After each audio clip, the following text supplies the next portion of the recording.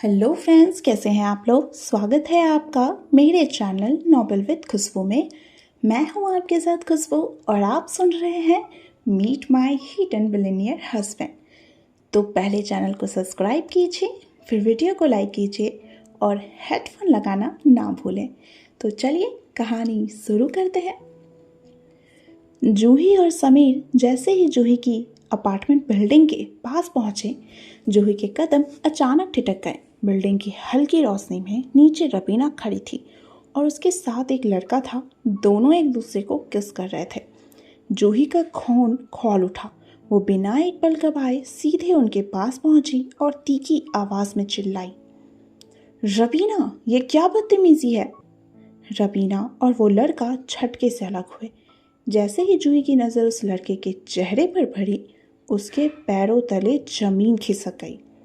वो साहिल था, जूही का एक्स बॉयफ्रेंड। तुम? जूही के मुंह से सिर्फ इतना ही निकला। रवीना तुरंत साहिल के आगे आकर खड़ी हो गई और चेहरे पर एक मजाकिया मुस्कान लाते हुए बोली, हाँ, ये मेरा बॉयफ्रेंड है। तुमने मेरे होने वाले पति को छीना था ना, तो मैंने तुम्हारे बॉयफ्रेंड को छीन लिया, हिसाब बराबर। जूही ने पल भर में खुद को संभाला। उसने सीने पर हाथ बांधे और व्यंग से मुस्कुराते हुए बोली, एक्स बॉयफ्रेंड रबीना मेहरा, और वैसे भी तुम्हारी तो पुरानी आदत है ना, मेरी फेंकी हुई चीज़ें उठाकर अपना बनाने की। रबीना का चेहरा गुस्से से लाल हो गया। ज़्यादा मत बोलो, तुमने भी तो मेरी चीज़ को अपना बनाया है। वो कभी तुम्हारा था ही नहीं। जूही ने दो टूक जवाब दिए। रबीना ने गुस्से से साहिल की तरफ देखा। अपनी गर्लफ्रेंड के सामने अपनी मर्दानगी साबित करने के लिए साहिल आगे बढ़ा और गुर्राया, जूही, तुम्हारी हिम्मत कैसे हुई मेरी गर्लफ्रेंड से ऐसे बात करने की। तेरी तो। उसने जूही पर हाथ उठाना चाहा, लेकिन इससे पहले कि उसकी उंगली जूही को छू पाती, हवा में एक तेज सरसराहट हुई। समीर ने आगे बढ़कर साहिल के सीने पर एक जोरदार किक मारा। धर्राम। साहिल दूर जाकर जमीन पर गिरा। साहिल बड़ी सादगी से जूही के बगल में आकर खड़ा हो गया। उसने एक हाथ अपनी जेब में डाला और दूसरा हाथ जूही के कंधे पर रख दिया। रबीना बदहवास होकर साहिल को उठाने भागी। समीर की ठंडी रौबदार आवाज गूंजी, तुम्हारी हिम्मत भी कैसे हुई मेरी वाइफ पर हाथ उठाने की। जूही की आंखें समीर पर ही टिक गई। हैंडसम होने के साथ साथ इतना पावरफुल और प्रोटेक्टिव पति। जूही का दिल एक पल के लिए गहराई में इम्प्रेस हो गया। साहिल गुस्से से दिल मिलाता हुआ फिर उठा और बोला, तेरी तो। लेकिन रबीना ने उसे रोक लिया। उसने अपने हाथ में पकड़ा पॉलीथीन बैग जूही के मुंह पर फेंकने के अंदाज में बढ़ाया और बोली, ये लो, तुम्हारी माँ का सामान देने आई थी, रख लो इसे। इतना बोलकर वो दोनों गुस्से में वहां से चली गई। जूही ने बैग उठाया और शांत कदमों से ऊपर अपने फ्लैट की तरफ बढ़ गई। समीर खामोशी से उसके पीछे पीछे चलने लगा। दरवाज़ा खुला। समीर अंदर आया और चारों तरफ नज़र दौड़ाई। घर ज़्यादा बड़ा नहीं था। एक छोटा सा लिविंग रूम, उसमें सोफ़ा और टीवी था। एक छोटा सा किचन और एक बेडरूम जिससे अटैच बाथरूम था। लेकिन घर की हर एक चीज़ सलीके से रखी हुई थी। कोई धूल नहीं, कोई गंदगी नहीं। सब कुछ साफ सुथरा और बेहद प्यारा लग रहा था। समीर को ये सादगी भा गई। जूही ने वो पॉलीथीन बैग टेबल पर रखा और समीर की तरफ देखकर मुस्कुराई और बोली, तुम अभी अभी इंडिया आए हो तो तुम्हारे पास रहने के लिए जगह नहीं होगी, तुम यहाँ रह सकते हो। वैसे भी अब हमारी तो शादी हो चुकी है, तुम आज सोफे पर सो जाओ। अभी हम एक दूसरे को ठीक से जानते नहीं हैं समीर। पहले एक दूसरे को समझेंगे, पहचानेंगे, उसके बाद ही एक कमरा शेयर करेंगे। समझ रहे हो ना मैं क्या कह रही हूँ। समीर ने शांति से सिर हिला दिया। हाँ, मैं समझ रहा हूँ। जूही ने टेबल पर रखे बैग को खोला, लेकिन उसमें उसकी माँ का कोई ज़रूरी सामान नहीं, बल्कि जूही की ही कुछ पुरानी रद्दी चीज़ें थीं। जूही ने ठंडी सांस भरी और बैग को साइड में पटक दिया। हाँ, एक और धोखा। उसने अपना पर्स और फ़ोन उठाया। मैं ज़रा बाहर जा रही हूँ, तुम्हारे लिए खाना ऑर्डर कर दूँगी, खा लेना। इसे अपना ही घर समझो। समीर ने टोका। रात हो गई है जूही, इतनी देर रात गए कहाँ जा रही हो? बस थोड़ा काम है, जूही ने मुस्कुराने की कोशिश की और बाहर निकल गई। समीर अकेले घर में मुस्कुरा दिया।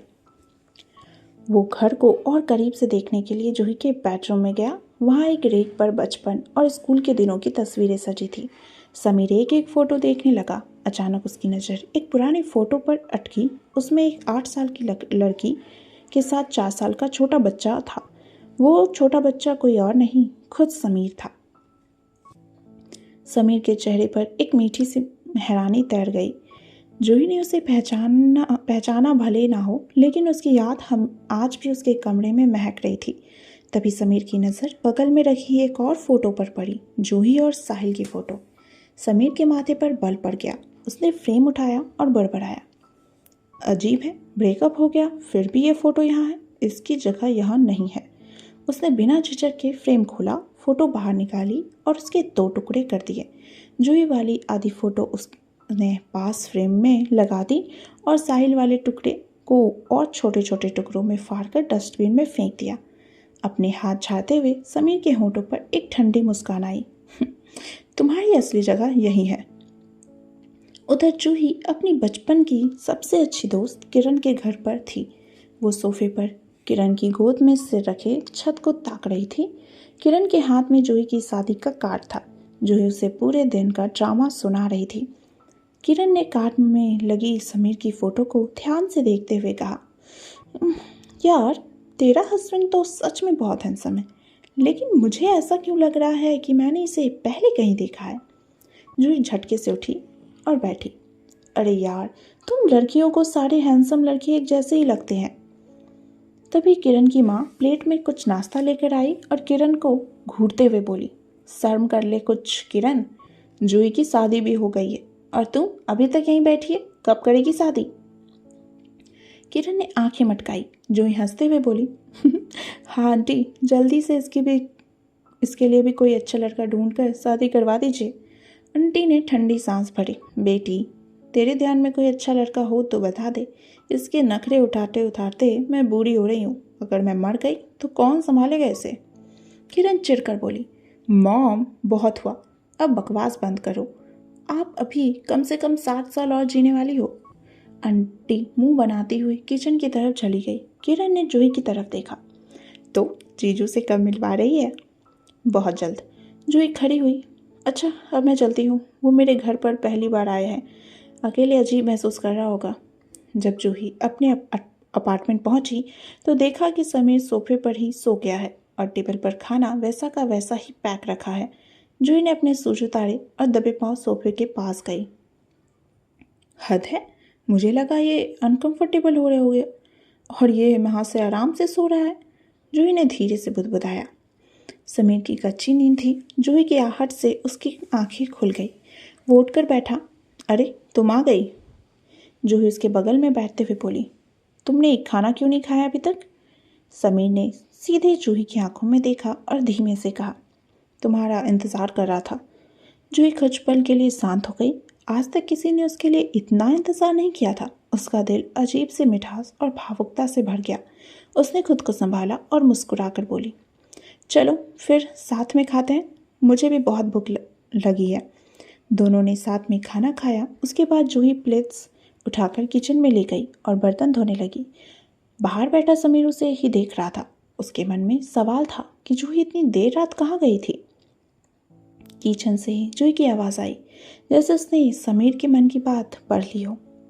मैं अपने दोस्त किरण के घर गई थी, अपनी शादी की खुशी उसके साथ बांटने। समीर के चेहरे पर एक खूबसूरत मुस्कान फैल गई। बर्तन धोकर जूही बाहर आई और अपने बेडरूम के दरवाजे पर खड़ी होकर बोली, अच्छे से सोना, okay, good night. Good night, Sameer ने भी कहा। जूही अपने कमरे में चली गई और बेड पर लेटकर आज की बातों के बारे में सोचने लगी कि कैसे एक ही दिन में उसकी जिंदगी बदल गई थी। सोचते सोचते उसे गहरी नींद आ गई। लेकिन बाहर समीर के लिए रात आसान नहीं थी। समीर हमेशा से बड़े आरामदायक किंग साइज बेड पर सोने का आदी था। ये सोफ़ा उसके लंबे कद के सामने बहुत छोटा पड़ रहा था। उसके पैर सोफे से बाहर लटक रहे थे। वो बार बार करवटें बदल रहा था, लेकिन पीठ में दर्द होने लगा था। समीर ने छत की तरफ देखा और मुस्कुरा दिया। पत्नी का हुक्म है तो मानना तो पड़ेगा ही। जैसे तैसे खुद को समेट कर समीर ने भी आंखें मूंद ली। तो कैसा लगा आपको आज का पाठ? तो प्लीज़ कमेंट कीजिएगा, और अगर आपने अभी तक चैनल को सब्सक्राइब नहीं किया है तो प्लीज़ कर दीजिएगा, और आई होप आपने अभी तक लाइक कर ही दिया होगा। तो मिलते हैं अगले वीडियो में, तब तक के लिए bye bye. Thanks for watching.